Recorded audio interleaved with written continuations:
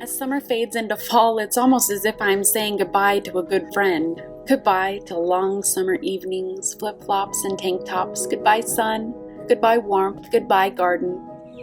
But that's the beauty of a farm. We're surrounded by our animals that get us up every day to enjoy their crows and eggs and love. I've been changing my mindset on beauty. Of course there is beauty in the brown leaves. As they fall to the ground, they'll feed and blanket many things all winter and into the spring. The death of the sunflower feeds the birds and gives me many more surprise sunflowers next year. And the coming snow is the blanket our land needs to protect crops and ground.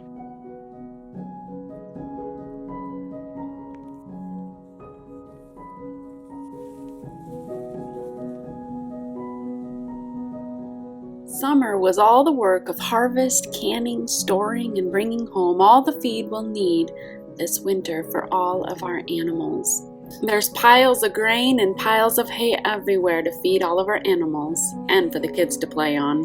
Now it's time to head inside for a long winter of rest, reflection, planning, and of course some good food. After some sourdough donuts were carefully prepared with lots of laughs and giggles, it's time to make some butter with the thickest goat milk cream you have ever seen.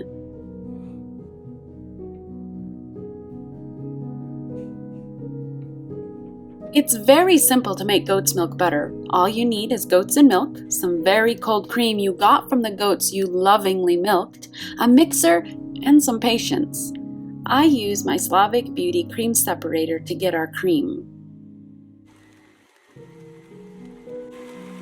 After about 10 minutes, your cream will start to turn and become a bit sloppy. You'll want to drain off the buttermilk. We changed the mixer attachment because the butter gets very hard to get out of the whip attachment.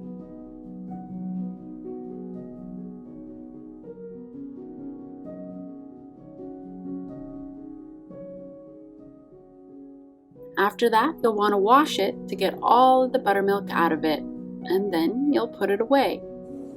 Now, how does that feel? Real butter from my own goats. Feels pretty good. If there's one thing for certain, it's the cycle of life. With the cycle of dishes never ends, and the sun always gives us a new day. And on this new day, Josiah got up and fried us some fresh donuts. They were so very good. And how empowering for a young boy to be able to do such a big task all by himself. But the cycle continued and the day ended with dry canning a large pile of carrots. If your carrots don't keep very well, this is the next best option for winter. I add them to my pressure canner for the required time. The only difference is that I don't add any water into the jar. They come out tender but not mushy and keep an amazing flavor. And so it begins. In our last video, we made a promise that the three of us would get the walls up in our mercantile. Here's the test. We're gonna see if the hole is cut in the right spot. Do you think it is? Yes. It is. We measured, Josiah measured and measured twice and measured again before cutting. So let's check it out.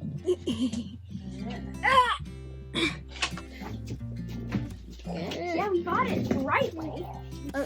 Is it in the right spot? It needs to go a little bit this way, maybe. Woohoo! Look at that! There's a hole and you can see the box. Hey, buddy.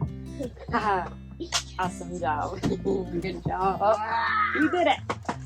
And this is homeschool, my friends. We completed our bookwork in the morning, and now my kids are helping with a very important task on our farm and learning a huge amount of useful life skills.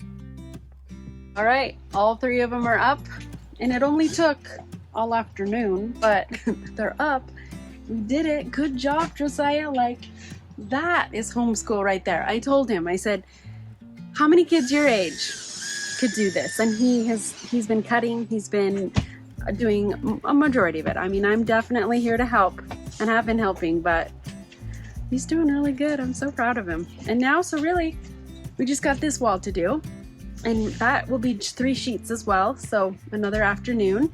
And then it's the ceiling, and this ceiling has 2 different, you can see that there's like this ceiling here and that ceiling there and cutting all the lights. That is what I don't know if we have it in us to do.